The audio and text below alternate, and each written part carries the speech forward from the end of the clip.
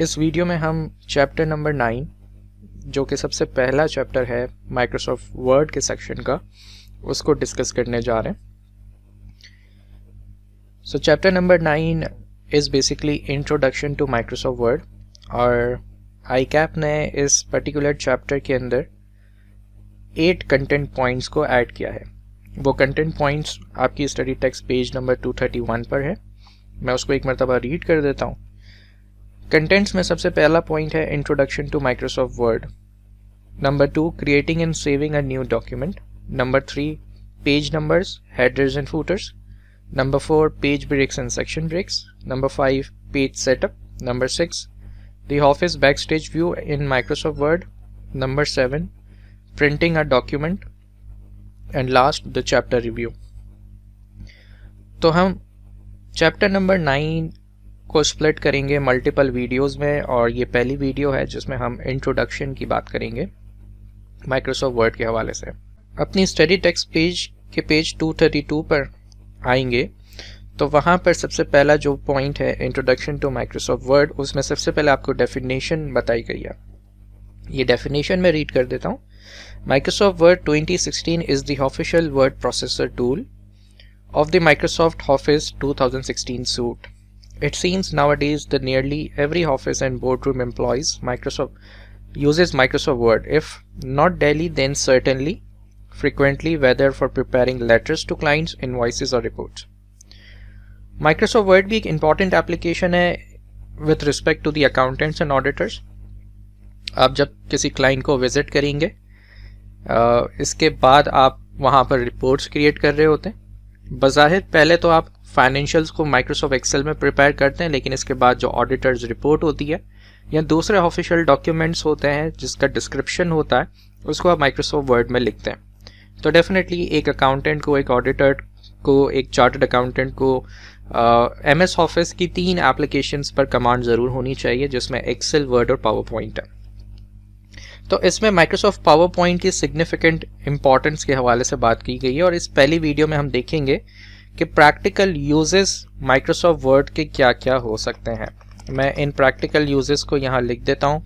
ये आपकी study text के चैप्टर 9 पेज नंबर 232 एंड 233 पर मौजूद हैं।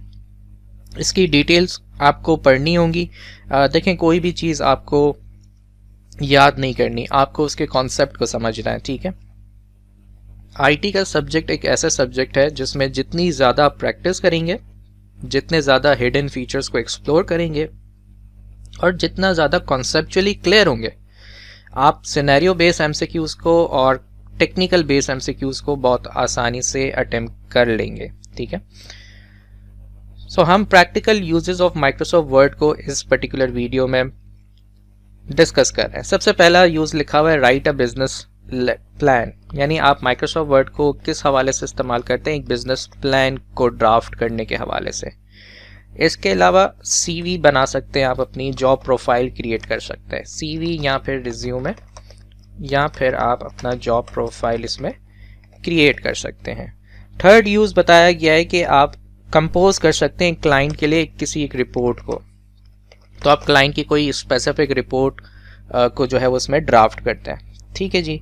आप किसी मीटिंग में जा रहे हैं तो उस मीटिंग का एजेंडा आप माइक्रोसॉफ्ट वर्ड में ड्राफ्ट करते हैं, ठीक है जी। इसके अलावा आप बिजनेस से रिलेटेड कुछ कार्ड्स, ठीक है, या फिर कुछ लेबल्स या कोई अदर इंफॉर्मेशन को माइक्रोसॉफ्ट वर्ड में लिख सकते हैं।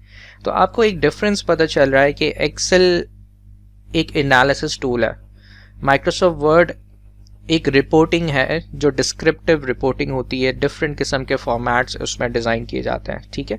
सो हर एप्लीकेशन का अपना एक डोमेन और स्कोप है। इसी तरह से आप किसी सर्टिफिकेट को क्रिएट करना चाहते हैं कि कोई इशू करना है किसी सर्टिफिकेट को, उसका कुछ डिस्क्रिप्टिव लेटर है वो आप क्रिएट कर सकते हैं। मीटिंग के बाद मीटिंग मिनट्स को उसमें ड्राफ्ट कर सकते हैं माइक्रोसॉफ्ट वर्ड में, ठीक है। सो इसका मतलब ये होता है कि एक ऑर्गेनाइजेशन में फ्रॉम एडमिन टू CFO तमाम लोगों के पास माइक्रोसॉफ्ट वर्ड है, और वो अपने अपने हिसाब से जो उनकी जॉब डिस्क्रिप्शन होती है, जिस तरह की रिपोर्टिंग रिक्वायरमेंट होती है, वो डिफरेंट पर्पसेस के लिए माइक्रोसॉफ्ट वर्ड का इस्तेमाल करते हैं। इसके अलावा आप कुछ इनवॉइसेस बना सकते हैं, और लिमिटेड कैलकुलेशंस आप कर सकते हैं माइक्रोसॉफ्ट वर्ड के अंदर। डेफिनेटली एक्सेल में एक्सटेंसिव कैलकुलेशंस होती हैं, बट यहाँ पर लिमिटेड कैलकुलेशंस होती हैं। किसी कस्टमर को कोई स्टेटमेंट इशू करनी है, किसी क्लाइंट को कोई स्टेटमेंट इशू करनी है, उसका फॉर्मेट माइक्रोसॉफ्ट वर्ड में बनाया जाता है। तो हमने ये सीखा कि प्रैक्टिकल यूजेस माइक्रोसॉफ्ट वर्ड में क्या होते हैं, ठीक है, और हमने एक डेफिनेशन को गो थ्रू किया है। सो आई होप इस वीडियो में आपका introduction to Microsoft Word 2016 clear होगा। एक एडवाइस मेरी ये होगी कि आप अपने स्टडी टेक्स्ट के पेज 232, 233 या फिर चैप्टर 9 का जो पहला टॉपिक है उसमें प्रैक्टिकल यूजेस के कमेंट्स को ज़रूर पढ़िएगा। ये सेकेंड वीडियो है जिसमें हम डिस्कस करेंगे चैप्टर 9 के सेकेंड टॉपिक को, जो कि रिलेट करता है creating and saving a new document. So हम एक नया डॉक्यूमेंट, एक ब्लैंक डॉक्यूमेंट कैसे ओपन कर सकते हैं माइक्रोसॉफ्ट वर्ड का, कैसे उसको सेव कर सकते हैं, एक एग्जिस्टिंग डॉक्यूमेंट की कॉपी कैसे बनाएंगे, या एक टेम्पलेट को कैसे एक्सेस करेंगे, और हम अपना खुद का टेम्पलेट कैसे सेव कर सकते हैं, और साथ ही साथ पेजेस को ऐड करना, पेजेस को डिलीट करना, और कवर पेजेस और थीम्स को कैसे मॉडिफाई और अप्लाई कर सकते हैं। तो ये तमाम टॉपिक्स इस टॉपिक 2 का पार्ट है, that is chapter number 9, introduction to Microsoft Word. So Microsoft Word को ओपन करना इट्स वेरी इजी। आप स्टार्ट मेन्यू में जाते हैं और आप स्टार्ट मेन्यू में लोकेट करते हैं कि माइक्रोसॉफ्ट वर्ड कहाँ है, ठीक है। सो आपको वर्ड यहाँ पर नज़र आ रहा है, ठीक है। इसके अलावा आप स्क्रॉल डाउन करें तो आप इस मेन्यू में भी देख सकते हैं फर्दर। डिपेंड करता है कि आपके पास इस वक्त कौन सा वर्जन इंस्टॉल है। सो फॉर एग्जांपल अगर 13 है तो इस मेन्यू में मुझे माइक्रोसॉफ्ट वर्ड नज़र आ जाएगा, ठीक है। अदरवाइज आप रीसेंट प्रोग्राम्स में भी देख सकते हैं कि जो आपने ज़्यादातर यूज़ किए हैं उसमें भी आपको यहाँ माइक्रोसॉफ्ट वर्ड नज़र आ रहा है, ठीक है। या फिर आप W की लिस्ट में भी जाएंगे तो आपको माइक्रोसॉफ्ट वर्ड यहाँ नज़र आ जाएगा, ठीक है। सो एक तरीका क्या है कि स्टार्ट मेन्यू में, दैट इज़ वेरी इजी, ठीक है। आप क्लिक करते हैं उस पर, माइक्रोसॉफ्ट वर्ड का एक ब्लैंक डॉक्यूमेंट ओपन हो जाता है। अब थोड़ा सा डिस्कस कर लेते हैं बैक स्टेज व्यू को, जो आपके इस टॉपिक 2 का पार्ट है। जब आप फाइल टैब पर क्लिक करते हैं तो यहाँ पर this is called back stage view, ठीक है। ये बैक स्टेज व्यू है। यहाँ पर आपको तमाम के तमाम फंडामेंटल काम जो आपको डॉक्यूमेंट के हवाले से करने हैं वो आप परफॉर्म करते हैं। जैसे एक न्यू फाइल, एक ब्लैंक डॉक्यूमेंट क्रिएट करना, अगर आप चाहें तो टेम्पलेट्स का भी इस्तेमाल कर सकते हैं। यहाँ पर बहुत डिफरेंट तरह के टेम्पलेट्स अवेलेबल हैं। आप कैटेगरी को सर्च भी कर सकते हैं। फॉर एग्जांपल आपको अपनी CV या रिज्यूम बनाना है तो वो आप यहाँ लिख सकते हैं, ठीक है। फॉर एग्जांपल मैंने सर्च बार में लिखा रिज्यूम। सो अब ये सर्च करेगा माइक्रोसॉफ्ट वर्ड की एप्लीकेशन प्लेटफॉर्म के ऊपर, यानी माइक्रोसॉफ्ट के ऑफिशियल वेबसाइट के ऊपर सर्च करेगा। जितने भी टेम्पलेट्स अवेलेबल होंगे कंटेनिंग द रिज्यूम वो आपको यहाँ पर मिल जाएंगे, और जो भी टेम्पलेट आपको पसंद आता है आप उस पर क्लिक करेंगे, वो टेम्पलेट आपके पास इस डॉक्यूमेंट में ये ऐड हो जाएगा। तो सिंपली अगर लेट सपोज हमें इस टेम्पलेट को इस्तेमाल करना है, आई विल क्लिक ऑन क्रिएट, और डिपेंड करता है कि इंटरनेट कनेक्शन आपका मौजूद हो, स्पीड उसकी अच्छी हो, तो बहुत ही कम टाइम में ये डाउनलोड हो जाएगा।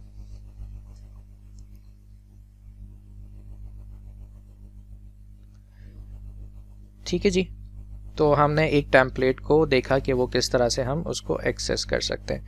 अगेन आते हैं फाइल टैब की तरफ और इस न्यू को डिस्कस करते हैं। तो हमने देखा ब्लैंक डॉक्यूमेंट से स्टार्ट कर सकते हैं या टेम्पलेट जो है वो इस्तेमाल कर सकते हैं। Once we have a template और हमने जब इसमें अपनी कस्टमाइजेशन कर ली, सो हम फाइल पे जाएंगे और सेव एज पे जाएंगे। सेव एज का मतलब है कि आप इस करंट डॉक्यूमेंट की कॉपी क्रिएट कर रहे हैं, ठीक है। इसके बाद डॉक्यूमेंट को प्रिंट करवाना कि ये डॉक्यूमेंट कैसा नज़र आएगा, इसको A4 पे प्रिंट करना है या इसको A3 पे प्रिंट करना है। डेफिनेटली हम फर्दर आने वाली वीडियोस में प्रिंटिंग के एक एक ऑप्शन को डिटेल में देखेंगे, बट अभी हम सिर्फ गो थ्रू कर रहे हैं कि हमारे पास कौन से ऑप्शंस अवेलेबल होते हैं प्रिंटिंग के हवाले से। एक चीज़ याद रखिएगा कि जब आप एक्सेल में स्प्रेडशीट को प्रिंट करते हैं या माइक्रोसॉफ्ट पावर पॉइंट में स्लाइड्स को प्रिंट करते हैं, हर एप्लीकेशन का जो प्रिंटिंग ऑप्शन है उसमें थोड़ा बहुत फ़र्क ज़रूर होगा, ठीक है। तो इसीलिए हमें फर्दर वीडियोस में हम इन तमाम चीज़ों को डिटेल में डिस्कस करेंगे। इसके अलावा आप फर्दर ऑप्शंस पे जाके माइक्रोसॉफ्ट वर्ड के एडवांस ऑप्शंस को भी एक्सप्लोर कर सकते हैं। इसके बाद इस टॉपिक 2 के अंदर आपसे कहा गया है कि एक डॉक्यूमेंट के अंदर ब्लैंक पेज को कैसे इंसर्ट करवाया जाए। तो ब्लैंक पेज को इंसर्ट करवाना, कवर पेज को इंसर्ट करवाना, ये बेसिकली मौजूद होता है इंसर्ट के टैब में। और अगर आप देखें लेफ्ट साइड पे आपके पास ये ऑप्शन अवेलेबल है। कवर पेज पे जब आप क्लिक करेंगे तो आपके पास बाय डिफ़ॉल्ट जितने भी अवेलेबल कवर पेज के जो स्टाइल्स हैं या थीम्स हैं बेसिकली वो आपको यहाँ नज़र आ जाएंगे, ठीक है। और कवर पेज हमेशा डॉक्यूमेंट के टॉप पर होता है, यानी सबसे पहला पेज जो होता है वो आपका कवर पेज होता है। तो जो भी कवर पेज आपको ठीक लगता है आपने उस पर क्लिक किया और वो कवर पेज आपके पेज डॉक्यूमेंट के सबसे टॉप पर आ जाएगा, ठीक है। इसके अलावा लेट सपोज कि मैं पेज 2 पर मौजूद हूँ और मुझे ब्लैंक पेज इंसर्ट करना है। So I will go to again insert tab and I will click on blank page, ठीक है। तो ये ब्लैंक पेज इंसर्ट कर देगा और टेक्स्ट को नीचे मूव कर देगा। यानी ये डिपेंड करता है कि आपका जो ब्लिंकिंग कर्सर है वो किस पोजीशन पे है, ठीक है। सो इसी तरह से मज़ीद इसमें टॉपिक 2 में बताया गया है कि आप थीम को कैसे ऐड करवा सकते हैं। थीम्स बेसिकली कंसिस्ट करते हैं a combination of different colours, fonts, effects and paragraph spacing. So by default हमारे पास काफ़ी सारे थीम्स मौजूद हैं, ठीक है। अच्छा, जब आप डॉक्यूमेंट ओपन करते हैं माइक्रोसॉफ्ट वर्ड का तो जो बाय डिफ़ॉल्ट थीम होता है वो ऑफिस का होता है, ठीक है। ऑफिस का थीम आपके पास बाय डिफ़ॉल्ट मौजूद होता है। यहाँ पे आप अपने थीम्स भी यहाँ पर कस्टमाइज या क्रिएट कर सकते हैं, या इसमें से कोई भी आपको रेलेवेंट लगता है वो आप अप्लाई कर सकते हैं। फिर फर्दर अगर थीम्स में और कस्टमाइजेशन आपको करनी है तो आप उसके कलर्स को भी यहाँ से बिल्ट इन कलर्स को भी पिक कर सकते हो, ठीक है। फॉन्ट्स अगर आपको चेंज करना है तो आप फॉन्ट जो है वो चेंज कर सकते हो, ठीक है। लेट्स से हम इस पे जाते हैं। पैराग्राफ स्पेसिंग के हवाले से हमारे पास डिफरेंट टाइप्स होती हैं, इसको हम डिटेल में अगली वीडियोस में देख रहे होंगे। अभी आपको इतना समझना है इस वीडियो 2 में चैप्टर 9 की कि एक ब्लैंक डॉक्यूमेंट कैसे ओपन किया, फाइल टैब में आपने थीम्स को कैसे एक्सेस किया, आपने इंसर्ट के टैब में कवर पेज और ब्लैंक पेज को कैसे इंसर्ट करवाया, ठीक है। डिज़ाइन के टैब में आपने थीम्स को देखा, थीम्स किन चीज़ों से मिलकर बनता है, colours, fonts, paragraph spacing and effects, ठीक है जी। और आप एक अपना थीम भी कस्टमाइज़ करवा सकते हैं या फिर इनमें से सेलेक्ट कर सकते हैं। सो आई होप कि इस वीडियो में आपको creating and saving a new document समझ में आ गया होगा। एट दी एंड हम क्या कर सकते हैं, इस डॉक्यूमेंट को सेव करवाने के लिए सेव पे क्लिक करेंगे और फाइल का पाथ बता देंगे कि इसको कहाँ सेव करना है, लोकल हार्ड ड्राइव में या किसी ऑनलाइन अकाउंट की ड्राइव के अंदर, ठीक है। Thank you. Chapter number 11 of your AFC 4 subject, Introduction to Information Technology. Chapter 11 is related to Table of Contents and other references, in which there are 4 topics has been added by the ICAP. Number 1, creating a table of contents. Number 2, using footnotes and endnotes. Number 3, captions and cross references. Number 4, creating a bibliography. We will discuss all these 4 topics, or you can say contents of this chapter, in 4 different videos, and you have to follow the sequence. This video will be in bilingual English and Urdu so that you can understand it easily. And make sure that after watching the video you have to read the entire topic within your study text so that you can know what kind of definitions or more technical points have been added. I will be covering all the things and the easy steps so that you can understand this chapter easily. So let's begin. सबसे पहले हम इस video को bilingual में रखेंगे, English and Urdu, आप इसको आसानी से समझ सकें। और इस वीडियो में हम सबसे पहले टेबल ऑफ कंटेंट्स की बात करने जा रहे हैं कि माइक्रोसॉफ्ट वर्ड की एप्लीकेशन में आप टेबल ऑफ कंटेंट्स को किस तरह से यूज़ कर सकते हैं। सो लेट्स से मैं आपको बहुत ही आसान तरीके से टेबल ऑफ कंटेंट्स को क्रिएट करना सिखाऊंगा, साथ ही साथ कुछ टेक्निकल पॉइंट्स से आगाह कर दूंगा। इस वीडियो को देखने के बाद आपको लाजमी तौर पर आई कैप की स्टडी टेक्स्ट को एक मरतबा रीड करना है और इसकी प्रैक्टिस ज़रूर करनी है, ठीक है। सो सबसे पहली मरतबा जब आप माइक्रोसॉफ्ट वर्ड की विंडो को ओपन करते हैं, इस एप्लीकेशन को ओपन करते हैं, तो आपके सामने इस तरह का एक इंटरफेस आ जाता है। इस इंटरफेस में हम चैप्टर नंबर 11 की अगर बात करें तो रेफरेंसेस का जो टैब है ये इंक्लूड किया गया है आई कैप की तरफ से। इस पर्टिकुलर टैब के अंदर यानी रेफरेंसेस के टैब में आपको डिफरेंट ग्रुप्स नज़र आ रहे हैं। जैसे सबसे पहला ग्रुप लेफ्ट साइड पे आपको नज़र आ रहा है टेबल ऑफ कंटेंट्स का, फिर है फुट नोट्स, तीसरी पोजीशन पे है रिसर्च, फोर्थ पे है साइटेशंस एंड बिब्लियोग्राफी। हो सकता है कि 2016 के वर्जन में आपको ये ग्रुप नज़र ना आए, तो इसके लिए कोई मसले वाली बात नहीं है। हम स्टडी टेक्स्ट को फोकस कर रहे हैं, हम आई कैप की स्टडी टेक्स्ट को फोकस कर रहे हैं। माइक्रोसॉफ्ट वर्ड की डिफरेंट एप्लीकेशंस और डिफरेंट वर्जन्स में कुछ चीज़ें ऐड और लेस होती हैं, लेकिन वो तमाम चीज़ें यहाँ मौजूद हैं जो आपके स्टडी टेक्स्ट का पार्ट है। सो फोर्थ ग्रुप है आपके पास साइटेशंस एंड बिब्लियोग्राफी का, फिर है captions, then index, table of authorities and then insights. ICAP ने चैप्टर नंबर 11 के अंदर इस पर्टिकुलर टैब से 4 ग्रुप्स को ऐड किया है, table of contents, footnotes, citations and bibliography and then captions. और हमारा मकसद यही है कि हम इस चैप्टर नंबर 11 में इन तमाम 4 ग्रुप्स को डिटेल में डिस्कस करें और इसकी एग्जांपल्स को देखें, और इसके बाद स्टडी टेक्स्ट को रीड करना और प्रैक्टिस करना लाजमी है। तो इस वीडियो में स्टार्ट करते हैं टेबल ऑफ कंटेंट से। जैसा कि आपने देखा होगा, कोई भी बुक, चाहे वो इंग्लिश की बुक हो, उर्दू की बुक हो या किसी और सब्जेक्ट की बुक हो, जब आप उसे ओपन करते हैं तो आपको एक इंडेक्स नज़र आता है या टेबल ऑफ कंटेंट्स नज़र आता है। सो फॉर एग्जांपल, अगर एक किताब 400 पेजेस की है और किसी टॉपिक पे आपको जल्दी से पहुंचना होता है, तो आप उस टेबल ऑफ कंटेंट्स में उसका नाम और उसका पेज नंबर देखते हैं। इससे आसानी हो जाती है कि आपको वो टॉपिक हर पेज पे ढूंढना नहीं पड़ता। तो टेबल ऑफ कंटेंट्स की अहमियत बहुत ज़्यादा है। अगर टेबल ऑफ कंटेंट्स किसी किताब में ना हो तो होगा क्या कि यूज़र या जो रीडर है वो उस टॉपिक को बहुत मुश्किल से ढूंढेगा और जिसमें बड़ा टाइम लगेगा। सो टेबल ऑफ कंटेंट्स आसानी पैदा करता है कि जो यूज़र है, जो रीडर है, वो क्विकली उस टॉपिक को स्पेसिफिक पेज पे ओपन कर सके, ठीक है। अब जब हम बात करते हैं माइक्रोसॉफ्ट वर्ड की एप्लीकेशन की और हम एग्जामिनेशन फोकस होकर बात करें, तो देखें आपको MCQs अटेम्प्ट करने होंगे। तो हम इस तरह से इस टॉपिक को पढ़ रहे हैं कि जो टेबल ऑफ कंटेंट्स का जो टेक्निकल एरिया है वो कवर हो जाए। इसके बाद जब आप MCQs को सॉल्व करना स्टार्ट करें तो आपको आसानी हो।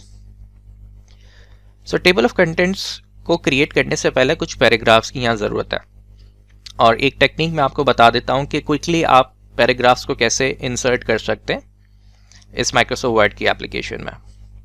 सो एक कमांड होती है जो हम यहाँ लिखेंगे, =RAND means random, bracket open यानी राउंड ब्रैकेट हमें ओपन करना है और राउंड ब्रैकेट क्लोज कर देना है।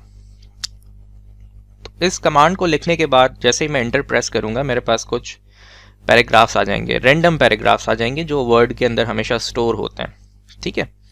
और इन्हीं पैराग्राफ्स यानी ये जो डेटा हमारे पास मौजूद है, इसके ऊपर हम इन मुख्तलिफ फीचर्स को अप्लाई करेंगे। सो कुछ मुख्तलिफ पैराग्राफ्स मेरे पास मौजूद है, मैं इनको थोड़ा सा सेपरेट कर लूँ। लेट्स से हम इस पैराग्राफ्स को थोड़ा सा 1 लाइन डाउनवर्ड्स लाकर सेपरेट कर रहे हैं, ठीक है। अब आपको ऐसा नज़र आ रहा है कि वी हैव 4 पैराग्राफ्स और हम इन 4 पैराग्राफ्स को कुछ हेडिंग्स असाइन करेंगे और उन हेडिंग्स के बाद हम उसे टेबल ऑफ कंटेंट्स में देखेंगे। एक चीज़ याद रखिएगा, जब आप माइक्रोसॉफ्ट वर्ड का डॉक्यूमेंट बनाते हैं तो सबसे पहले आप कवर पेज इंसर्ट करते हैं, ठीक है। कवर पेज का टॉपिक भी आपके चैप्टर नंबर 10 में मौजूद है। कवर पेज के बाद फिर अगर कोई समरी हो या कोई एक्नॉलेजमेंट होती है तो वो वाला पेज आता है। इसके बाद डॉक्यूमेंट में टेबल ऑफ कंटेंट्स स्टार्ट हो जाता है, ठीक है। तो टेबल ऑफ कंटेंट्स की जो पोजीशन है वो समटाइम्स कवर पेज के बाद ही आती है या फिर समटाइम्स सेकंड या थर्ड पेज से आती है, ठीक है। तो हम अभी इस एग्जाम्पल में, क्योंकि हम इस वीडियो ट्यूटोरियल में टेबल ऑफ कंटेंट्स को सिर्फ समझ रहे हैं, तो हमने जो सीक्वेंस रखी है वो पेज 1 से रखी है टेबल ऑफ कंटेंट्स में, ठीक है। लेकिन इससे पहले हमें डेफिनेटली हेडिंग्स भी चाहिए कुछ, तो मैं हेडिंग्स लिख लेता हूँ। फॉर एग्जांपल हम इस फर्स्ट पैराग्राफ से पहले इसको दे देते हैं कि भाई ये इंट्रोडक्शन है, ठीक है। इंट्रोडक्शन के बाद हम सेकेंड पैराग्राफ में कहते हैं कि जी ये एक समरी है, एक और हेडिंग मैंने ऐड कर दी, और लास्ट पैराग्राफ से पहले भी एक हेडिंग ऐड करते हैं कंक्लूजन की, ठीक है जी। तो ये 3 हेडिंग्स आपके सामने मैंने लिखी हैं, और इन तमाम हेडिंग्स के अंडर में या तो 1 या 2 पैराग्राफ्स मौजूद हैं। अब हम एक काम ये करेंगे कि हम टेबल ऑफ कंटेंट्स क्रिएट करना स्टार्ट करते हैं। और टेबल ऑफ कंटेंट्स में क्या होगा कि ये 3 हेडिंग्स, और ये तीनों हेडिंग्स जिस पेज नंबर पे मौजूद हैं वो मुझे यहाँ नज़र आ जाएंगी। सो टेबल ऑफ कंटेंट्स, जैसा कि हमने जिक्र किया, रेफरेंसेस के टैब में मौजूद होता है। वहाँ पे आप बिल्कुल लेफ्ट साइड पे देखेंगे तो टेबल ऑफ कंटेंट्स मौजूद है। अगर इसकी डेफिनेशन पूछी जाए या इसका ओवरऑल पढ़ना हो तो आप अपना माउस कर्सर होवर करेंगे तो आपको ये टूल टिप में इसकी डेफिनेशन भी नज़र आ जाएगी। मैं टेबल ऑफ कंटेंट्स पे क्लिक करता हूँ तो मेरे पास एक मेन्यू ओपन हो जाता है जिसमें हमारे पास बिल्ट इन कुछ स्टाइल्स मौजूद हैं या डिफ़ॉल्ट स्टाइल्स मौजूद हैं। सबसे पहला जो स्टाइल है उसमें मेन हेडिंग है कंटेंट्स की, और फिर हेडिंग के स्टाइल्स दिए हुए हैं। आपको यहाँ पर हेडिंग 1, हेडिंग 2, हेडिंग 3 नज़र आ रहा है। टोटल हम 9 लेवल्स हेडिंग्स में दे सकते हैं। इसका मतलब क्या है मैं आपको एक्सप्लेन कर देता हूँ। जैसे समटाइम्स कुछ टॉपिक्स होते हैं, कुछ मेन टॉपिक्स होते हैं और उसके अंदर कुछ सब टॉपिक्स होते हैं, ठीक है। जैसे टॉपिक 1, फिर इसके बाद अगर इसमें कोई सब टॉपिक है तो मैं उसको हेडिंग दूंगा 1.1, और अगर अगेन सब टॉपिक के अंदर भी कोई एक और टॉपिक मौजूद है तो फिर 1.1.1, यानी इसका मतलब टॉपिक 1 में 3 लेवल्स हैं। तो इसी तरह से हम बात कर रहे थे कि कितने लेवल्स हो सकते हैं हेडिंग के, तो there are 9 levels of headings, ठीक है। ये मैक्सिमम लिमिट होती है टेबल ऑफ कंटेंट्स के अंदर। और अमूमन हम यही देखते हैं कि अगर बहुत बड़ी बुक भी हम देखें, चाहे वो PDF में या अपने रियल हाथों में, तो उसमें हेडिंग्स और सब हेडिंग्स के लेवल्स 2 या 3 से ज़्यादा नहीं होते, बट स्टिल माइक्रोसॉफ्ट वर्ड में 9 लेवल्स ऑफ हेडिंग्स मौजूद है। सो ये पहला स्टाइल है जिसमें कंटेंट्स लिखा हुआ है और हेडिंग स्टाइल्स, हेडिंग के लेवल्स दिए हुए। इसके बाद ऑटोमेटिक टेबल 2 मौजूद है जिसमें अगेन इस मरतबा यहाँ टेबल ऑफ कंटेंट्स पूरा लिखा हुआ है और हेडिंग स्टाइल, हेडिंग लेवल्स मौजूद हैं। तो अगर आप यहाँ क्लिक करेंगे तो आपके पास टेबल ऑफ कंटेंट्स क्रिएट हो जाएगा। समटाइम्स हम ये चाहते हैं कि हम खुद कस्टमाइज़ करें टेबल ऑफ कंटेंट्स के फीचर्स को, तो फिर हम कस्टम टेबल ऑफ कंटेंट्स पे क्लिक करते हैं। टेबल ऑफ कंटेंट्स की ये डायलॉग विंडो ओपन हो जाती है, और इस डायलॉग विंडो में हम कुछ सेटिंग्स कर सकते हैं, ठीक है। फॉर एग्जांपल आपको यहाँ पर सबसे पहले 2 प्रीव्यू नज़र आ रहे हैं। लेफ्ट साइड पे आपको प्रिंट प्रीव्यू नज़र आ रहा है, यानी इस डॉक्यूमेंट पे जब मैं प्रिंट ऑप्शन अप्लाई करूँगा तो इस तरह से मुझे ये टेबल ऑफ कंटेंट्स नज़र आएगा।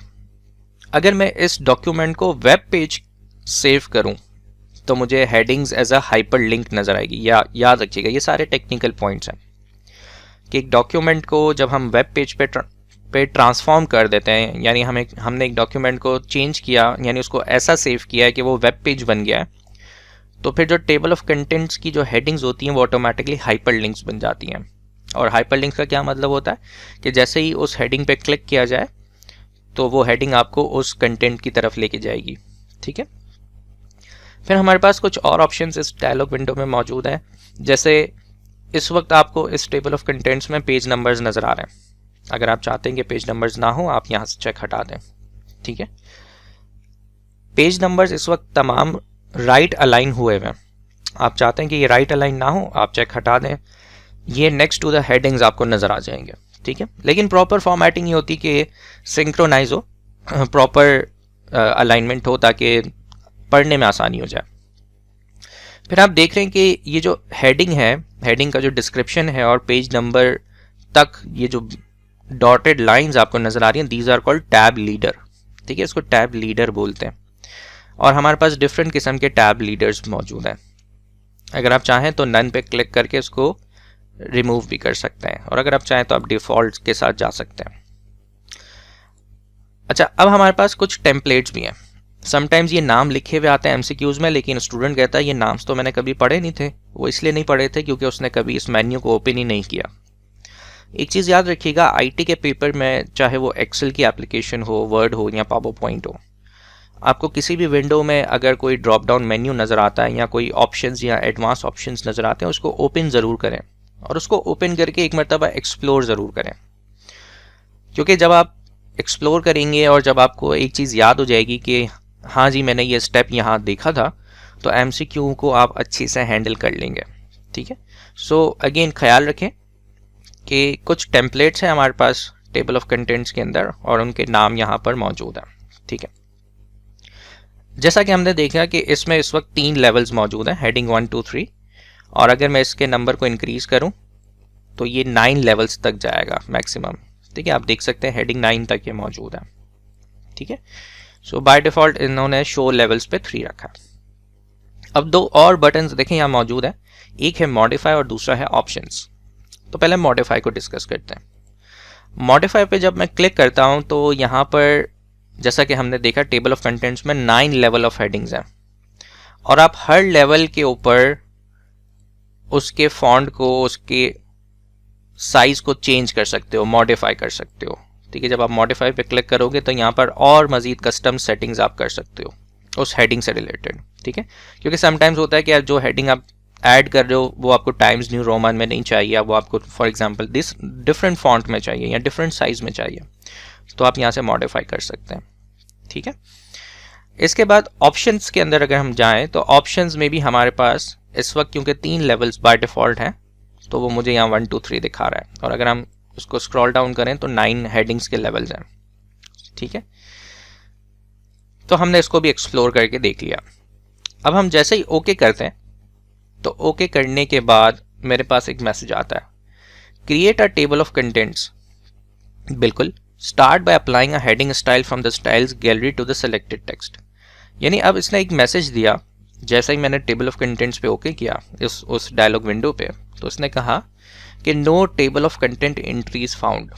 इसका मतलब ये होता है टेबल ऑफ कंटेंट्स में हमेशा वो हेडिंग्स जाएंगी जो किसी स्टाइल में हो, क्योंकि ये जो इंट्रोडक्शन, समरी और कंक्लूजन है ये तो हमने अभी मैनुअली लिखा, और लिखने के बाद ये एक किस्म का सिंपल टेक्स्ट है।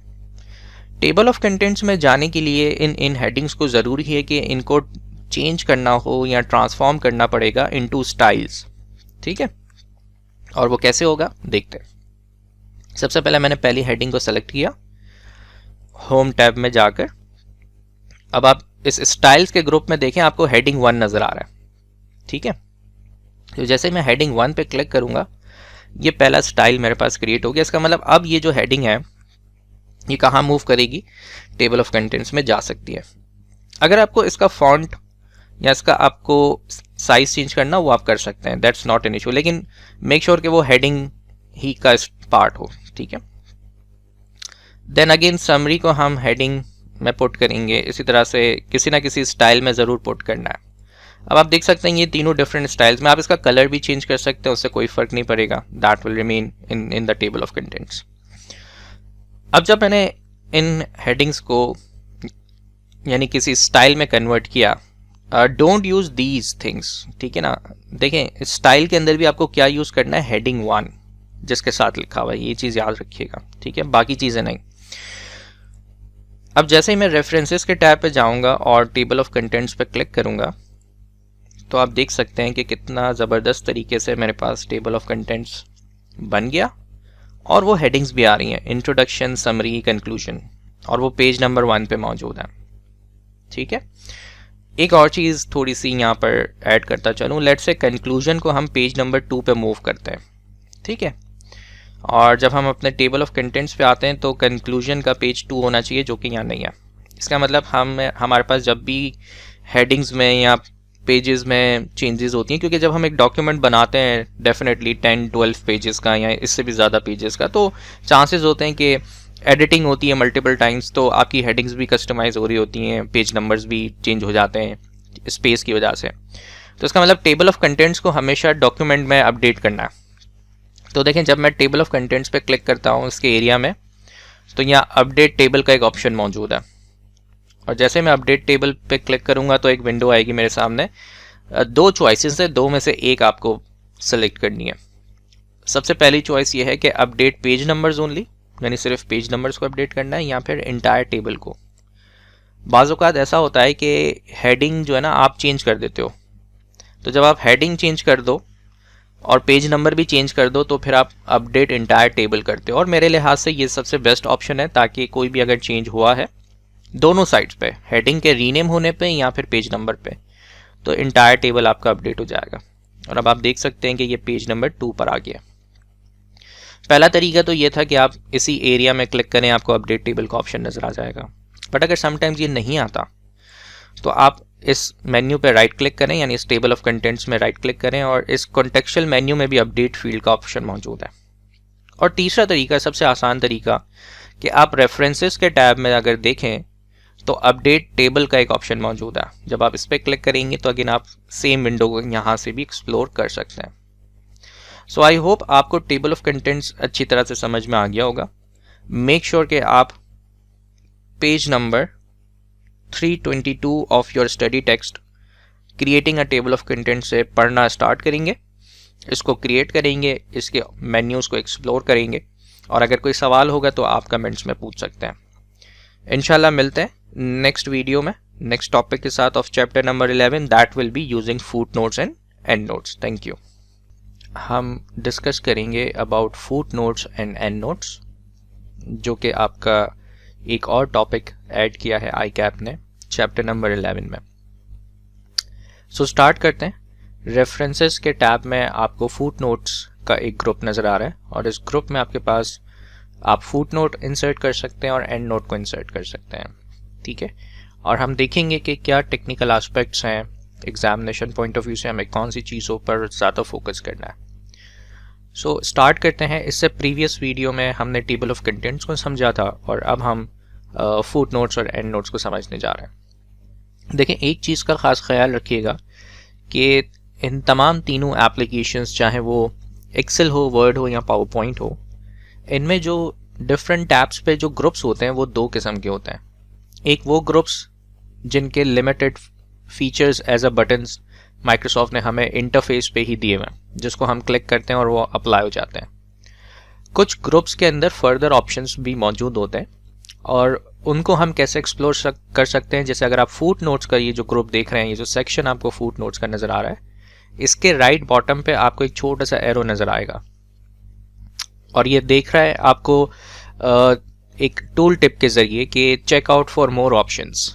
इसका मतलब इस ग्रुप में सिर्फ ये 3 ऑप्शंस या 4 ऑप्शंस ही नहीं है, बल्कि कुछ और भी ऑप्शंस हो सकते हैं। सो इन तमाम तीनों एप्लीकेशंस के मुख्तलिफ टैब्स के अंदर कुछ ग्रुप्स तो लिमिटेड होते हैं, लेकिन बज़ाहिर जैसे अगर हम होम टैब में फॉन्ट ग्रुप को देखें तो इस फॉन्ट ग्रुप में भी फर्दर ऑप्शंस हैं जो हिडन है, जिसको हम क्लिक करके एक्सप्लोर कर सकते हैं। तो इसी तरह से रेफरेंसेस में, फुट नोट्स में फर्दर ऑप्शंस भी हैं, जिसे हम देखेंगे कि इसमें और कौन से ऑप्शंस एडेड हैं। सो पहले तो ये चीज़ हमें सीखनी है कि ये फुट नोट्स और एंड नोट्स का इस्तेमाल क्या है, और ये वर्ड के डॉक्यूमेंट में किस तरह से यूटिलाइज किए जाते हैं। अब एक एग्जांपल लेते हैं इंट्रोडक्शन के पैराग्राफ की। और इंट्रोडक्शन के पैराग्राफ को अगर आप ऑब्जर्व करें तो इसमें आपको 3 सेंटेंसेस नजर आएंगे। समटाइम्स जो रीडर होता है उसे हम एडिशनल इंफॉर्मेशन देना चाहते हैं, जो कि हम उस एडिशनल इंफॉर्मेशन को उस पैराग्राफ का पार्ट नहीं बनाना चाहते। हम चाहते हैं कि हम उसे एडिशनल इंफॉर्मेशन दें, लेकिन किसी सेपरेट पोर्शन के अंदर उसको दे दें। ठीक है, या तो पेज के एंड पे दें या डॉक्यूमेंट के एंड पे दें। तो होता क्या है कि काफ़ी सारी किताब्स के अंदर आपने देखा होगा कि अगर एक स्पेसिफिक पैराग्राफ में कोई छोटा सा नंबर बना हुआ होता है, ठीक है, या तो वो सब स्क्रिप्ट होगा या सुपर स्क्रिप्ट होगा, या कोई स्टैरिक बना हुआ होता है, तो इसका मतलब है कि उसका जो पॉइंट है या तो आपको उस पेज के एंड में नज़र आ जाएगा या फिर आपको एंड ऑफ द डॉक्यूमेंट नज़र आ जाएगा। डिपेंड करता है कि या तो वो फुट नोट है या वो एंड नोट है। तो आपको एक चीज़ तो ये क्लियर हो गई कि पैराग्राफ से रिलेटेड यूज़र जो वो लिख रहा है वो एडिशनल इन्फॉर्मेशन देना चाह रहा है किसको, रीडर को, लेकिन वो एडिशनल इन्फॉर्मेशन पैराग्राफ का पार्ट नहीं बनाना चाह रहा, वो अलग से दिखाना चाह रहा है उसको।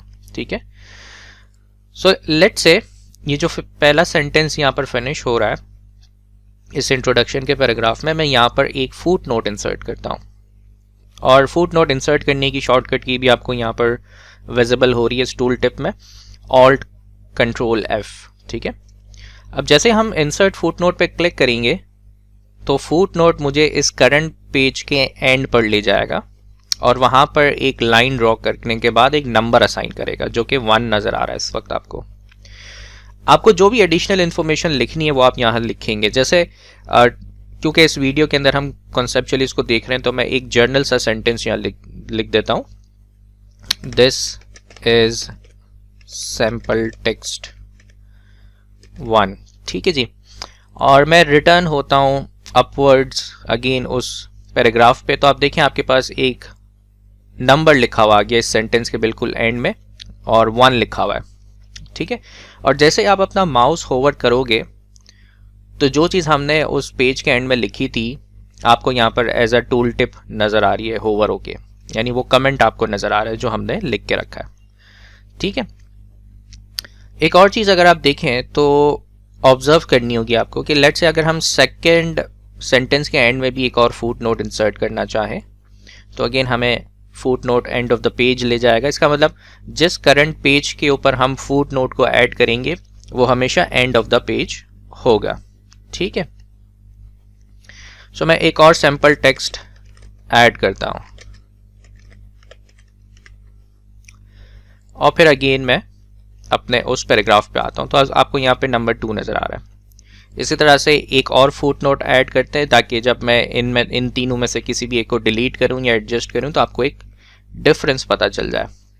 सो लेट्स से मैं एक और फुट नोट इंसर्ट करता हूं, दिस इज सैंपल टेक्स्ट 3।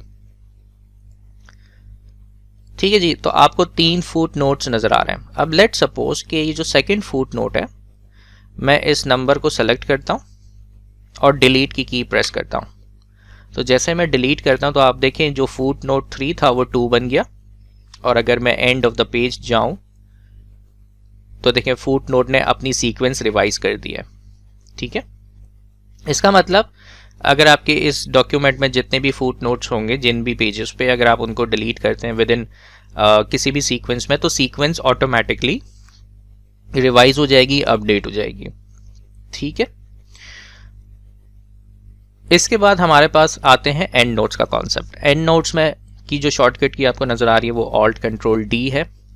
अब लेट सपोज मैं इसी फर्स्ट पैराग्राफ में यहीं पर ही एंड नोट इंसर्ट करता हूं ताकि आपको डिफरेंस पता चल जाए, आप कैसे डिफरेंशिएट करेंगे between foot notes and and notes. तो जैसे मैं एंड नोट पे क्लिक करता हूं, एंड नोट इस मर्तबा मुझे पेज के एंड पे नहीं ले जा रहा बल्कि जो डॉक्यूमेंट का लास्ट पेज है वहां लेकर जाता है। तो हमेशा याद रखिएगा एंड नोट जो मोस्ट कॉमन टाइप है उसकी वो हमेशा एंड ऑफ द डॉक्यूमेंट की पोजीशन पे वो हमें लिखने की इजाज़त देता है। So this is sample text 1, मैंने एक एग्जाम्पल लिख दिया, और इस मरतबा आप देखें तो एंड नोट का जो नंबर है वो रोमन में आ रहा है। ठीक है, वो इसलिए आ रहा है क्योंकि हम डिफ्रेंशिएट कर सकें। जो हमारी नॉर्मल नंबरिंग होती है मैथ्स की वो उसके लिए हमने फुट नोट्स में वो सेट किया हुआ है, और इसी तरह से एंड नोट्स के लिए वो रोमन है। क्योंकि दोनों की अगर हम सेम रखेंगे तो हमें ये डिफ्रेंशिएट नहीं हो सकेगा कोई कौन से फुट नोट्स है कौन से एंड नोट्स है। आप इनके अलावा भी मज़ीद जो सीक्वेंस ऑर्डरिंग है जैसे 1 2 की जगह आप अल्फ़ाबेट्स अगर देना चाहते हैं so you can give it. ठीक है, अब लेट्स से ये जो हमने बात की थी कि इसमें कुछ फर्दर ऑप्शंस मौजूद हैं, इसको ज़रा एक्सप्लोर करते हैं। अब इस फुट नोट और एंड नोट की जो डायलॉग विंडो आपको नज़र आ रही है, दिस इज़ इम्पॉर्टेंट। देखिए, जैसे हमने जिक्र किया कि फुट नोट्स जो होते हैं वो जिस करंट पेज पे आप अप्लाई करते हो उसके बॉटम पे आते हैं, जो कि यहाँ पे बिल्कुल ठीक है, यानी बाय डिफ़ॉल्ट जो इसकी पोजीशनिंग होती है वो यही होती है। लेकिन अगर हम इस ड्रॉप डाउन मेन्यू को ओपन करें तो हमारे पास एक और चॉइस होती है कि फुट नोट्स को हम उस पर्टिकुलर टेक्स्ट यानी जो पैराग्राफ एंड हो रहा है वहाँ पर भी ला सकते हैं बिलो टेक्स्ट। ठीक है, तो याद रखें पोजीशंस 2 हैं फुट नोट्स के लिए। By default bottom of the page है। अगर कुछ ना लिखा गया हो एमसीक्यू में तो पोजीशन हमेशा बॉटम ऑफ द पेज रहेगी।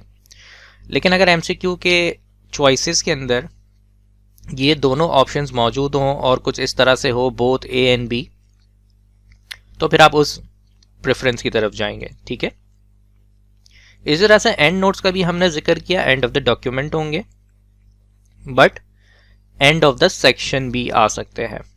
ठीक है, तो इसका भी ख्याल रखना है।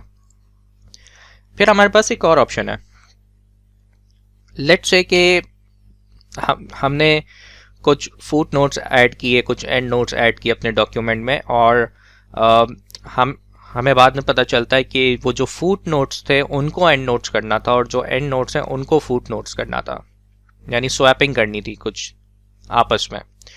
तो हमारे पास कन्वर्ट का एक ऑप्शन होता है। इस कन्वर्ट में देखें 3 चॉइसेस होती हैं, 3 में से कोई एक आप सेलेक्ट कर सकते हो one at a time. Number 1, अगर आपको तमाम आपके डॉक्यूमेंट में लेट्स सपोज सिर्फ फुट नोट्स हैं, आपके डॉक्यूमेंट में सिर्फ फुट नोट्स हैं और आपको एंड नोट्स बनाने हैं, तो आपके पास सबसे पहली चॉइस है convert all footnotes to endnotes. अगर आपके डॉक्यूमेंट में तमाम एंड नोट्स हैं और आपको फुट नोट्स बनाने तो आप सेकंड चॉइस की तरफ जाएंगे। और अगर आप चाहते हैं कि स्वैपिंग हो जाए, जितने फुट नोट्स हैं चाहे वो 2 हैं 3 हैं 4 हैं, और जितने एंड नोट्स हैं 1 है 2 है 3 है, आपस में स्वैप हो जाए, ठीक है, तो फिर आप तीसरे ऑप्शन की तरफ जा सकते हैं। अच्छा जी, नंबर फॉर्मेटिंग के जैसे मैंने कहा कि डिफरेंट क्राइटेरियाज मौजूद हैं और ये अप टू लिमिटेड हैं। कुछ सिंबल्स हैं, रोमन नंबर्स हैं, नॉर्मल नंबर्स और ABCD कैपिटल और स्मॉल में है। आप चाहते हैं कि वो 1 से स्टार्ट ना हो, क्योंकि बज़ाहिर फुट नोट्स एंड नोट्स 1 से स्टार्ट होते हैं, लेकिन अगर आप सीक्वेंस चेंज करना चाहें तो वो भी आप कर सकते हैं। नंबरिंग डेफिनेटली कंटिन्यूस होती है, इसका मतलब 1 2 3 4। यहाँ अगर आप चाहें तो हर सेक्शन, अगर आपके डॉक्यूमेंट में कुछ सेक्शंस बने हुए जिनका जिक्र मैंने एक अलग से वीडियो में किया कि सेक्शंस क्या होते हैं, तो अगर आप चाहें तो नंबरिंग रीस्टार्ट हो जाएगी हर सेक्शन की तरफ। चेंजेस कहाँ अप्लाई होंगे? डेफिनेटली होल डॉक्यूमेंट में अप्लाई होंगे। तो ये तमाम ऑप्शंस हैं जिनको एक्सप्लोर करना होता है फुट नोट्स और एंड नोट्स में। एक और हमारे पास ऑप्शन है यहाँ शो नोट्स का। जैसे मैं क्लिक करूँगा तो मेरे पास एक विंडो आ जाएगी कि आपको क्या व्यू करना है, एंड नोट्स का एरिया या फुट नोट्स का एरिया। जैसे मैं ओके करूँगा माइक्रोसॉफ्ट वर्ड मुझे वहाँ ले जाएगा। ठीक है जी। सो आई होप आपने इस वीडियो में कुछ टेक्निकल चीज़ें भी देखी, कॉन्सेप्चुअल चीज़ें भी देखी, और प्रैक्टिकली मैंने आपको अप्लाई करके दिखाया कि एंड नोट्स और फुट नोट्स का क्या काम होता है माइक्रोसॉफ्ट वर्ड के डॉक्यूमेंट में। Thank you. And now we will talk about the third group, that is citations and bibliography. So let's get start. So हम अब डिस्कस करेंगे इसमें साइटेशंस एंड बिब्लियोग्राफी क्या होते हैं और कॉन्सेप्चुअली इसका क्या काम है डॉक्यूमेंट में, और ये किस तरह से क्रिएट किए जाते हैं, और फिर जो अवेलेबल ऑप्शंस होंगे उनको देखेंगे, और उनको देखने के बाद कंक्लूड करेंगे कि एमसीक्यूज में कैसे अटेम्प्ट किया जा सकता है। तो साइटेशंस एंड बिब्लियोग्राफी ये 2 पोर्शंस हैं, लेकिन ये दोनों साथ में कनेक्टेड हैं, क्योंकि बिब्लियोग्राफी से पहले आप साइटेशंस बनाते हैं। ठीक है, और साइटेशन क्या होता है मैं इसको एक्सप्लेन करता हूँ। बिब्लियोग्राफी बेसिकली एक रेफरेंस पॉइंट होता है जहाँ पर जो चेकर होता है उस डॉक्यूमेंट का, वो देखता है कि जो यूज़र है या जो डॉक्यूमेंट जिसने क्रिएट किया है उसने इस डॉक्यूमेंट को कंप्लीट करने के लिए कौन सी रिसोर्सेज का इस्तेमाल किया है। क्या उसने किसी किताब का इस्तेमाल किया है, क्या उसने किसी न्यूज़पेपर का इस्तेमाल किया है, क्या उसने किसी ऑडियो वीडियो रिकॉर्डिंग का इस्तेमाल किया है, क्या इसने किसी वेबसाइट का इस्तेमाल किया है, और वो किसकी वेबसाइट है, कब बनाई गई थी, क्या उसका रेफरेंस पॉइंट है। तो कुछ स्पेसिफिक फील्ड्स को हम साइटेशंस में फिल करते हैं। बिब्लियोग्राफी में वो 1 लाइनिंग समरी होती है जिससे पता लगता है कि अच्छा ये तमाम रिसोर्सेज थी जहाँ से इस यूज़र ने इस डॉक्यूमेंट को क्रिएट करने में मदद ली है। ठीक है, ये क्यों की जाती है? ये इसलिए की जाती है कि जब एक professional research based professional industry के अंदर जब रिसर्च करता है तो उसको मुख्तलिफ रिसोर्सेज से रेफरेंस पॉइंट्स लेने होते हैं और जो वो अपने डॉक्यूमेंट में कोट करता है।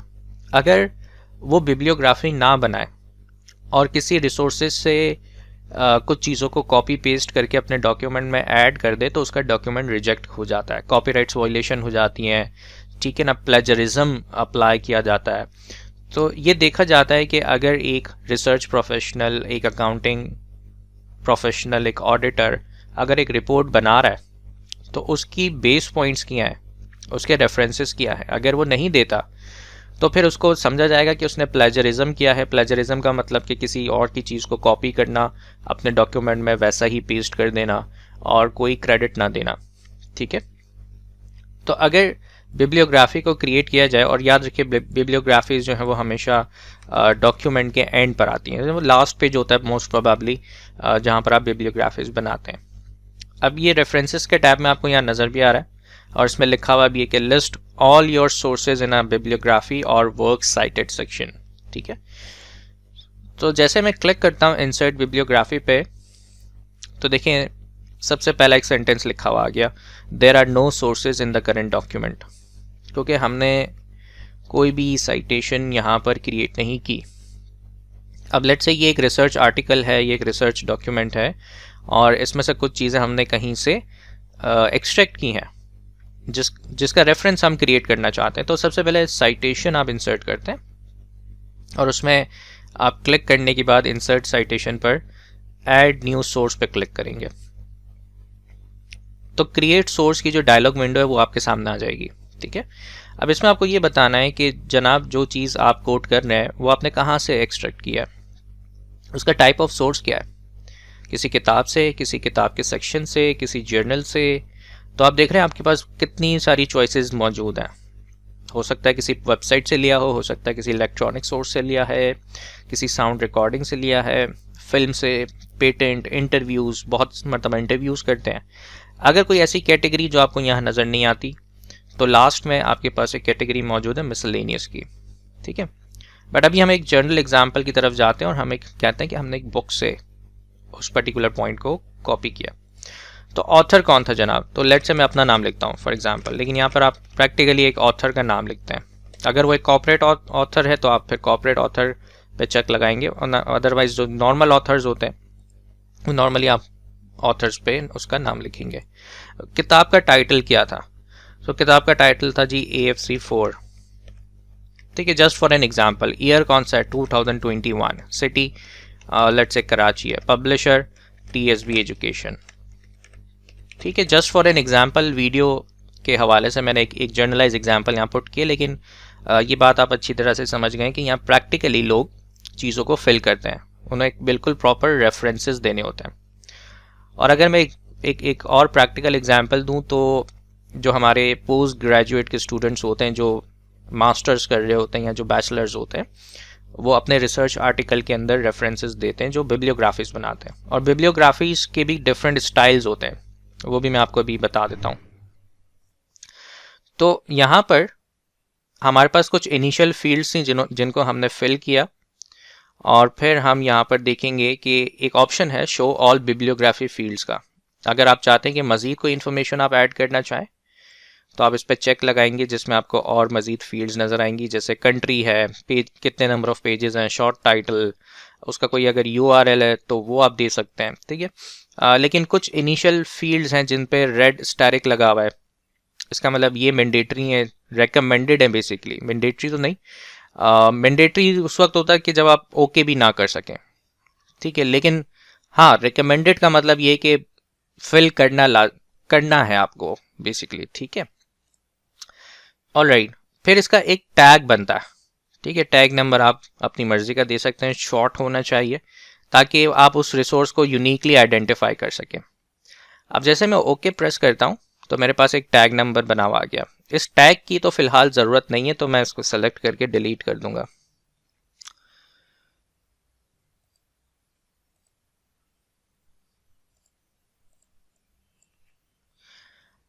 अब आते हैं बिब्लियोग्राफी को क्रिएट करने के हवाले से। तो सिंपली मैं क्लिक करता हूँ इंसर्ट बिब्लियोग्राफी, और आप देखें कि आपके सामने एक 1 लाइन सेंटेंस आ गया जिसका एक फॉर्मेट है, जिसका एक अंदाज है। सबसे पहले अली लिखा हुआ है, फिर कॉमा R.Z. हालांकि मैंने अपना नाम पूरा लिखा था रहीम जुल्फ़िकार अली, बट आप इसका फॉर्मेट देखें। इसके बाद ईयर जो है वो राउंड ब्रैकेट में है, AFC 4 किताब का नाम इटैलिक हुआ है, कराची लोकेशन, और इसके बाद पब्लिशर का नाम है। ये जो सीक्वेंस बनाई है बिब्लियोग्राफी ने, ये बाय डिफॉल्ट जो सीक्वेंस होती है ये APA स्टाइल होती है। और आप देखें यहाँ लिखा हुआ भी है कि choose the citation style for your document such as APA style, Chicago style और MLA स्टाइल। ये 3 मोस्ट कॉमन स्टाइल्स हैं जिनमें बिब्लियोग्राफीज को क्रिएट किया जाता है। अच्छा, ये स्टाइल क्यों है, ये स्टाइल्स करते क्या है? ये स्टाइल्स बेसिकली इसलिए बनाए गए हैं कि इसको लिखने का अंदाज, यानी इसके एग्जाम्पल डिस्कस करते हैं। कोई आपसे आपका नाम पूछता है तो आप अपना फादर नेम पहले नहीं बताते, आप अपना खुद का नाम पहले बताते हैं, फिर अपने फादर का नाम लिखते हैं। यानी हम जब अपना नाम भी किसी को बताते हैं तो पहले हम अपना नाम, फिर अपने फादर का नाम, फिर अपने ग्रैंडफादर का नाम अगर है, मतलब अगर वो इंक्लूडेड है, या और उसके बाद फिर सर नेम बताते हैं। यानी एक सीक्वेंस बनी हुई है। ऐसा नहीं होता कि सर नेम मिडल में रख दिया, फादर नेम को बिल्कुल लास्ट कर दिया, ग्रैंडफादर को पहले ले आया। ठीक है, तो आई होप आपको इस एग्जाम्पल से क्लियर हो रहा है कि जब हम अपने कम्युनिकेशन करते हैं, किसी को अपना नाम बताते हैं, तो उसकी भी एक सीक्वेंस है। इसी तरह से बिब्लियोग्राफी में जब हम किसी को रेफरेंस पॉइंट बताते हैं तो उसकी एक सीक्वेंस होती है, उसको लिखने का एक तरीका होता है। तो APA का अपना एक स्टाइल है, MLA का एक अपना स्टाइल है, इसके अलावा बहुत सारे डिफरेंट किस्म के स्टाइल्स हैं। ठीक है, लेकिन जो मोस्ट कॉमन है वो APA 6th addition, MLA 7th edition और एक Chicago style which is 16th edition. सबसे ज़्यादा जो रिसर्च आर्टिकल्स में यूज़ किया जाता है वो APA और इसके बाद MLA एंड शिकागो। ठीक है, अब इनमें फ़र्क क्या है? इनमें फ़र्क ये होता है कि लेट सपोज अगर यहाँ पर APA स्टाइल में जो बुक का नाम है वो इटैलिक है और तीसरे नंबर पे, तो हो सकता है वो पहले पे आ जाए या सेकंड पे आ जाए, यानी इनकी सीक्वेंस चेंज हो जाएगी अकॉर्डिंग टू द स्टाइल और इनकी फॉर्मेटिंग चेंज हो जाएगी अकॉर्डिंग टू द स्टाइल। ठीक है, अच्छा जी, तो आई होप आपको साइटेशंस क्रिएट करना आ गई होंगी। और आप देखें एक साइटेशन यहाँ पे ऐड भी हो गई है, अली रहीम जुल्फ़िकार और AFC 2021 के नाम से। ठीक है, अच्छा, अब एक और इम्पॉर्टेंट चीज़ जो समझने वाली है, जो MCQs के पॉइंट ऑफ व्यू से, ये सारी बातें तो इम्पॉर्टेंट हैं ही, लेकिन एक और ऑप्शन है जो मुझे आपको दिखाना है। देखें, साइटेशंस एंड बिब्लियोग्राफी के जो ग्रुप में एक ऑप्शन है मैनेज सोर्सेज का।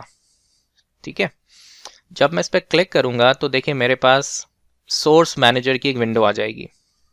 ठीक है, और इससे पहले पिछले सालों में मैंने जितने भी साइटेशंस बनाए थे मुख्तलिफ डॉक्यूमेंट्स में, जो इस डॉक्यूमेंट में नहीं बनाए, पिछले जितने सालों में इस कंप्यूटर के ऊपर जितनी भी मर्तबा मैंने डिफरेंट डॉक्यूमेंट्स में साइटेशंस बनाए थे वो सब स्टोर हो जाते हैं। आप देख रहे हैं सब स्टोर हो चुके हैं, है ना? तो इसका मतलब आप जब भी एक वर्ड का नया डॉक्यूमेंट खोलें और आपको किसी साइटेशन को कोट करना हो तो आपके पास एक लिस्ट होती है जो स्टोर हो चुकी है, जो सेव हो जाती है, और इस लिस्ट को कहते हैं मास्टर लिस्ट। यहां पर देखिए लिखा हुआ है sources available in master list. आप चाहें तो मास्टर लिस्ट में किसी साइटेशन को डिलीट कर सकते हैं या किसी साइटेशन को एडिट कर सकते हैं, कोई चीज़ चेंज करनी है, या अगर आपको किसी और साइटेशन को ऐड करना है तो आप यहाँ पर कॉपी करेंगे और वो ऐड हो जाएगा। ठीक है,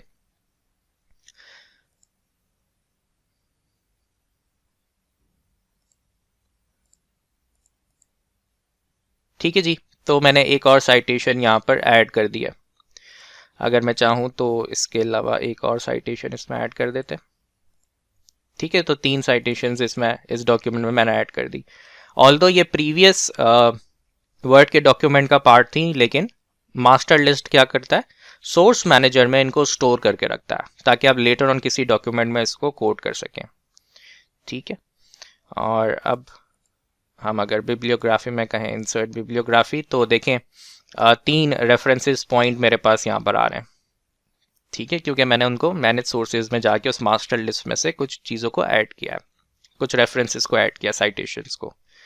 ठीक है, सो आई होप आपको अब अंडरस्टैंडिंग मिल गई होगी साइटेशंस क्या होते हैं, उनको बनाया कैसे जाता है, बिब्लियोग्राफी इंसर्ट कहाँ की जाती है, उनका स्टाइल कैसा होता है, और फिर आखिरी में मैनेज सोर्सेज में से हम किन चीज़ों को एक्सप्लोर कर सकते हैं। आप यहाँ पे डिफरेंट तरीके से सॉर्ट भी कर सकते हैं या फिर आप सर्च भी करवा सकते हैं। जब लिस्ट बड़ी हो जाती है तो डेफिनेटली हम इसको सर्च करवा सकते हैं यहाँ से। ठीक है, so I hope citations and bibliography आपको क्लियर हो गया होगा। Thank you so much.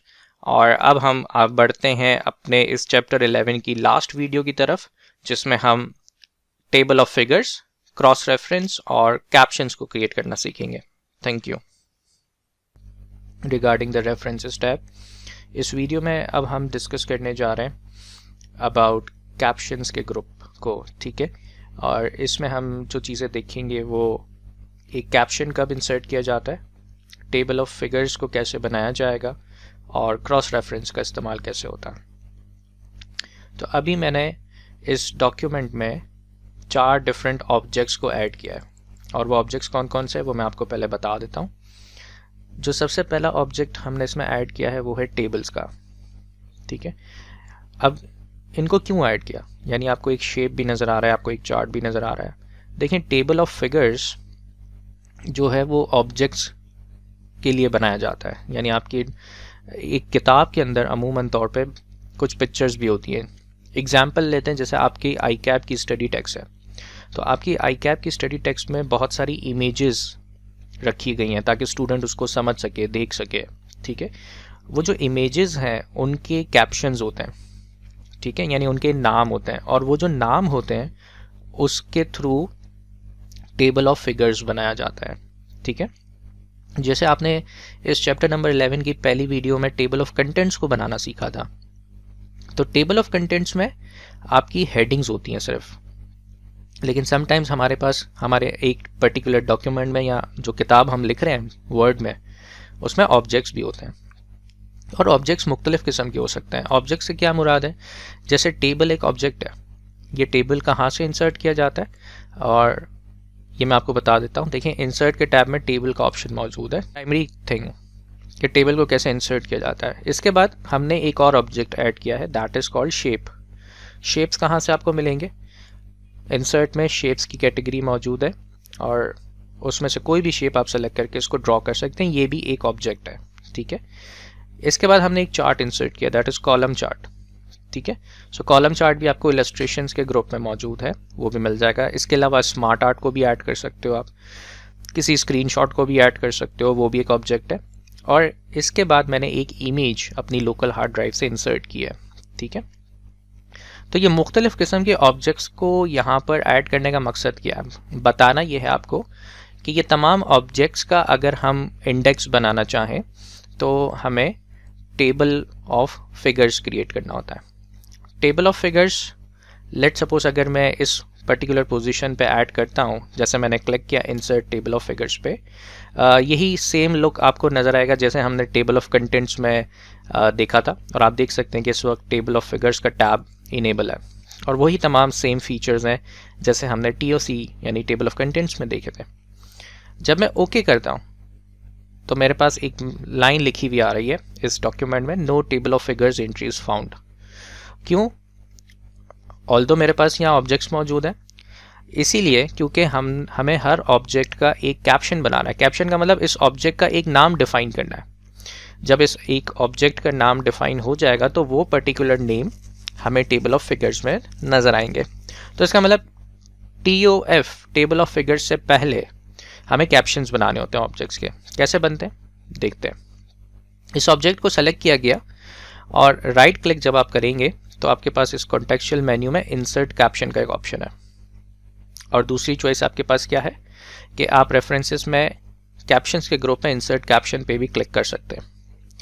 और कैप्शन से क्या मुराद है, लेबल योर पिक्चर और ऑब्जेक्ट, ये एक लेबल आप देगा आपके ऑब्जेक्ट को या आपकी पिक्चर को, ठीक है। तो जैसे मैंने इंसर्ट कैप्शन किया, इसने मुझे एक बाय डिफ़ॉल्ट नेम दिया, दैट इज़ टेबल 1। अब मैं यहाँ पर इसमें बता रहा है कि ये लेबल कौन सा है, इक्वेशन के लिए ये कोई लेबल है, ठीक है, ये कोई फिगर है, ठीक है। और फिर हम यहाँ पर नाम डिफाइन करेंगे। लेट्स से मैं अपना नाम लिख देता हूँ, फिगर 1 यहाँ लिखा हुआ है, रहीम मैंने ऐड कर दिया, ठीक है। नंबरिंग भी आप यहाँ से डिफाइन कर सकते हैं, डिफरेंट टाइप ऑफ नंबरिंग्स भी आपको यहाँ से नज़र आ जाएंगी, ठीक है।